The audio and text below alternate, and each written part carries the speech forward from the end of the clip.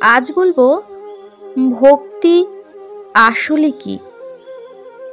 ভক্তি হিন্দু ধর্মে উপাসনা তথা আরাধনার একটি বিশেষ রীতি। পূজনীয় দেবতা বা ব্যক্তির প্রতি বিশেষ প্রেম বা অনুরাগকেই ভক্তি বলা হয়। ঈশ্বরের নিকট সম্পূর্ণ আত্মসমর্পণের নামই ভক্তি।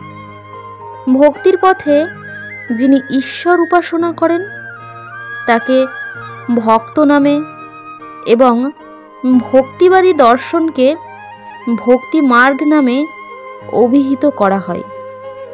ভক্তিবাদ হিন্দু ধর্মের একাধিক শাখা সম্প্রদায়ের মূল ভিত্তি। বিভিন্ন সম্প্রদায় ভিন্ন ভিন্নভাবে ভক্তিবাদের ব্যাখ্যা প্রদান করে থাকেন।